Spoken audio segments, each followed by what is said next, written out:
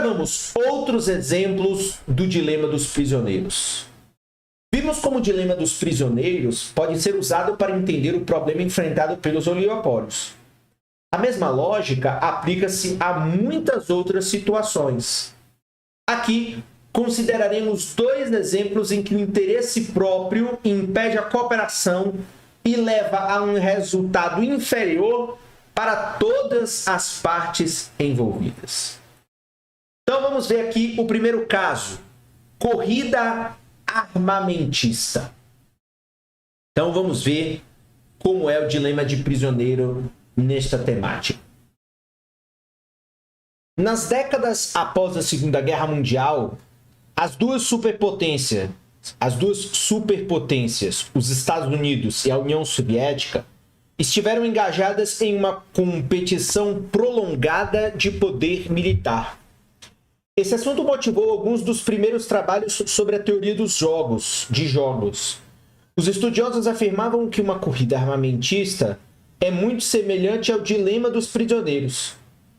Para saber por quê, considere as decisões dos Estados Unidos e da União Soviética entre construir novas armas e desarmar-se.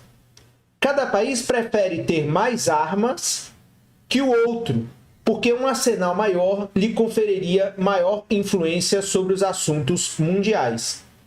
Mas cada país também prefere viver em um mundo que esteja protegido das armas do outro.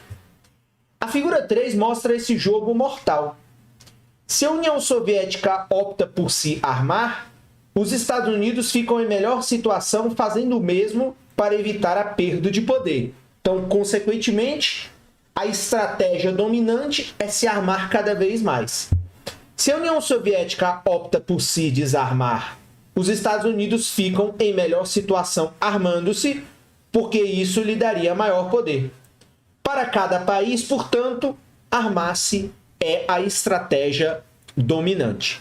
Com isso, os dois optam por continuar a corrida armamentista, levando ao resultado inferior que deixa os dois países em risco. Ou seja, se a opção é os dois se armarem cada vez mais, isso significa que os dois gastam cada vez mais recursos econômicos para se armar, colocando os dois países em riscos. Deixa eu ver aqui se eu consigo tirar esse risco aqui. Pois bem, durante a Guerra Fria, os Estados Unidos e a União Soviética tentaram resolver esse problema por meio de negociações e acordos sobre controles de armas. Os problemas enfrentados pelos dois países eram semelhantes àqueles que os oligopolistas encontraram quando tentam manter um cartel. Assim como os oligopolistas discutem sobre os níveis de produção, os Estados Unidos e a União Soviética discutiam sobre a quantidade de armas que seria permitida a cada país possuir.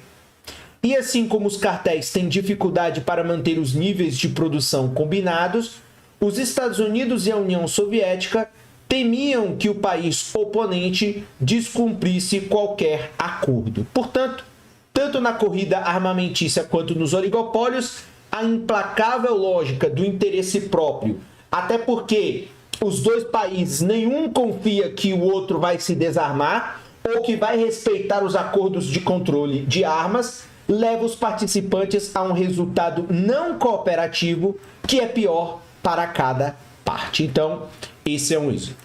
E o segundo exemplo são os recursos. Antes disso, vejamos aqui então o gráfico, a figura 3, né? O jogo da corrida armamentista. Então, a decisão dos Estados Unidos são duas: se armar ou se desarmar.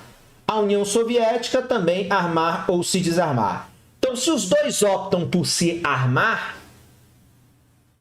se os dois optam por armar, porque se armar é a estratégia dominante, então os Estados Unidos correndo risco e a União Soviética correndo risco. Se os dois optam por se desarmar, os dois são considerados seguros. Mas tem um problema: se um se desarma e o outro se arma, os Estados Unidos correm o risco de ficar enfraquecido e a União Soviética de continuar segura e forte. E se os Estados Unidos se arma e a União Soviética se desarma, um tem risco de ficar, os Estados Unidos, risco de ficar seguro e poderoso, e o outro risco de ficar enfraquecido. Aqui, a questão de segurança ou de risco está ligada à possibilidade de uma guerra. Então veja essa situação, como ela é complexa. Agora, a possibilidade dos recursos comuns. Vimos no capítulo 11 que as pessoas tendem a usar excessivamente os recursos comuns.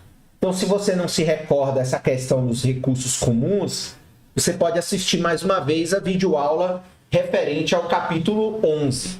Esse problema pode ser enfocado como o exemplo do dilema dos prisioneiros. Imagine que duas empresas, a Exxon e a Texaco, sejam proprietárias de áreas petrolíferas adjacentes. Sob essas áreas, há uma bacia petrolífera comum que vale 12 milhões de dólares. A perfuração de um poço para extrair o petróleo custa 1 milhão.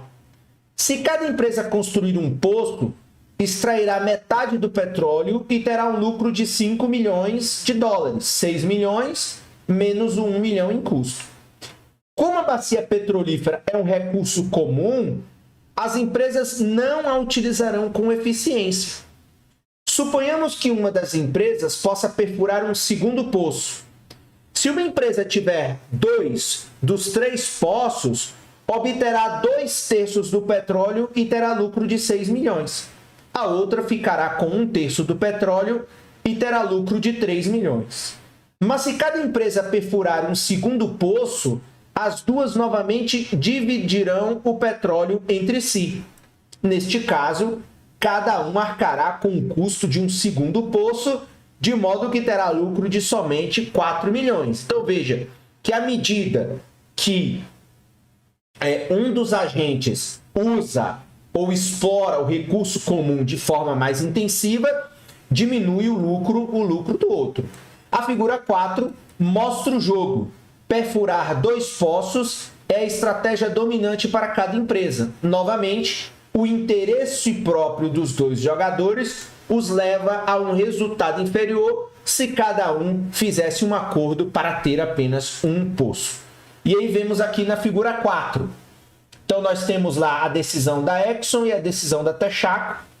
Então, se perfura um poço e perfura um poço, a Exxon tem um lucro de 5 milhões e a Texaco um lucro de 5 milhões. Ok, menos os custos, deu certo, cada um obtém. Mas se cada um perfura os 2 poços, o lucro cai para 4 e o lucro cai para 4. E o risco é um ficar com um poço e o outro 2 poços, o que significa que um fica com 2/3, outro com 1/3, o que diminui o lucro e é um risco porque as empresas não confiam que o outro agente econômico, que a outra empresa que faz parte do oligopólio, cumprirá o seu acordo. Então, se a Exxon tem um poço, ela ganha 3 e a Texaco 2 ganha 6.